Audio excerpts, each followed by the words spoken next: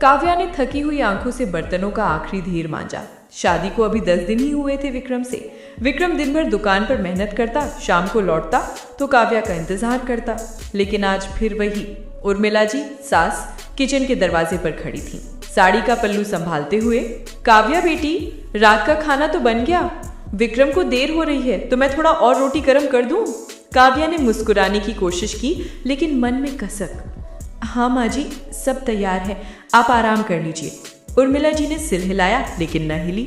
अरे मैं तो बस यूं ही, तू अकेली ना रह जाए, चल मैं भी तेरे साथ बैठी रहूं।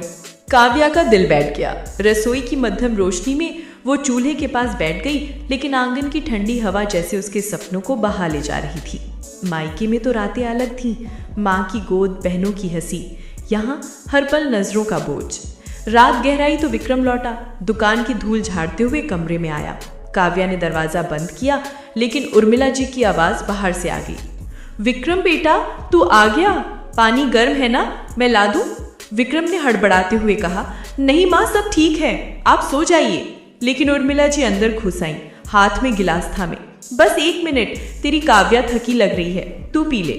काव्या ने सिर झुका लिया। विक्रम ने जल्दी से पानी पिया और उर्मिला जी ने पुरानी तस्वीरें निकाल ली। देख विक्रम, तू कितना छोटा था, काव्या तू भी देखना।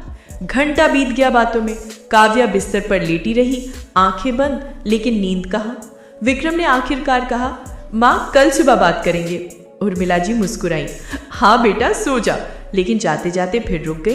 काव्या, तू रजाई ओढ़ ले, ठंड लग जाएगी। कमरा खाली हुआ तो काव्या ने विक्रम से कहा, विक्रम हर रात यही, थोड़ा अकेले रहने दो ना।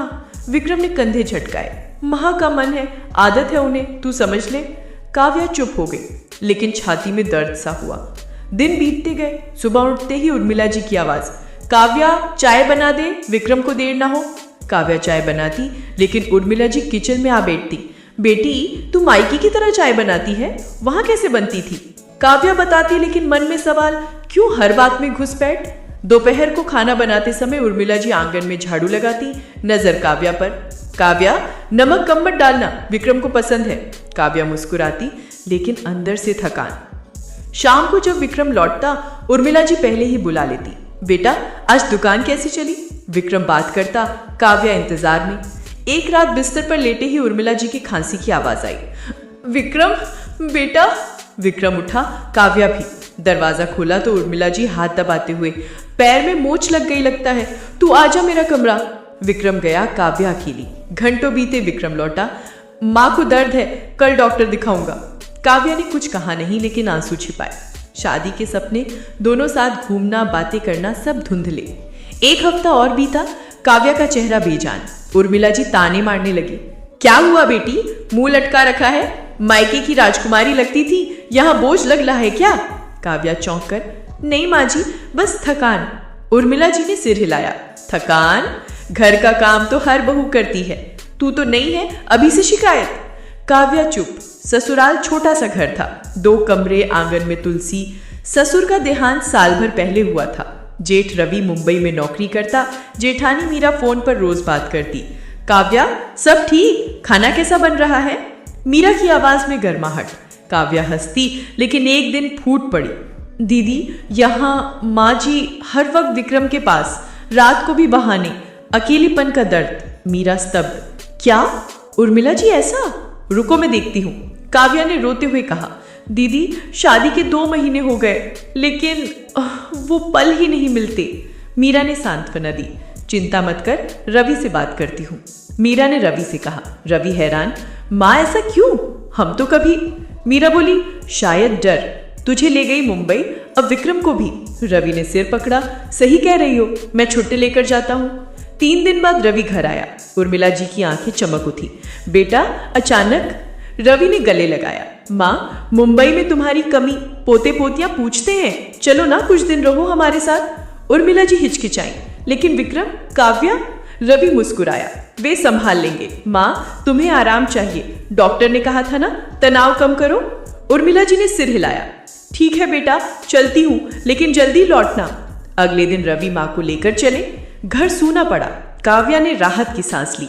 विक्रम ने हाथ थामा। अब तो ठीक रहेगा।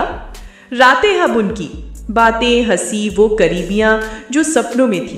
काव्या का चेहरा खिल उठा। एक हफ्ता बीता, मीरा का फोन आया। काव्या, अब कैसा लग रहा है? काव्या हंसी। दीदी, जैसे नया जीवन, लेकिन माँ जी वहाँ ठीक है ना? मीरा बोली, हाँ बेटा, मैं खूब सेवा कर रही, रवि भी। माँ को लग रहा हम उन्हें चाहते हैं। पुरानी गलतफहमियां मिट रही, शायद डर था अकेलेपन का। काव्या ने पूछा, डर? मीरा ने बताया, शादी के समय सुना था माँ किसी से कह रही थी कि छोटे को भी खो दूंगी, बड़ी बहू ने तो ले लिया, लेकिन बेटा हम तो कभी बस ट्रांसफर था, अब माँ समझ रही। काव्या का दिल पिघल गया। दीदी शुक्रिया। 2 महीने बाद उर्मिला जी लौटी, चेहरा नर्म। काव्या बेटी, मुंबई अच्छा था, मीरा ने इतना प्यार दिया। काव्या ने चाय थमाई। माँ जी आपका स्वागत है। उर्मिला जी ने हाथ पकड़ा। बेटी, मैं गलती की, डर गई थी, लेकिन अब नहीं, तुम्हारा जीवन तुम्हारा। विक्रम मुस्कुराया। माँ सब ठीक है। घर में नई हवा। उर्मिला जी अब आंगन में बैठकर कहानियां सुनाती, लेकिन रातें छोड़ देती। काव्या विक्रम के साथ किचन में हंसती। एक शाम तुलसी के पास बैठे उर्मिला जी बोली, काव्या तू मेरी बेटी जैसी है, माफ कर दे। काव्या ने सिर उनके कंधे पर रखा। माँ जी सब माफ। विक्रम ने देखा, आंखें नम। रवि का फोन आया। माँ खुश है ना? उर्मिला जी हंसी। हाँ बेटा, सब खुश। दोस्तों, परिवार में हर रिश्ते को थोड़ा स्पेस दो तो प्यार और बढ़ता है। सास हो या बहू, अपनापन ही घर को जोड़े रखता है। गलतफहमियां आती हैं, लेकिन बात से सुलझती हैं। जब विश्वास बने तो खुशी घर भर देती है। ऐसी ही कहानी के लिए चैनल को सब्सक्राइब करना ना भूलना।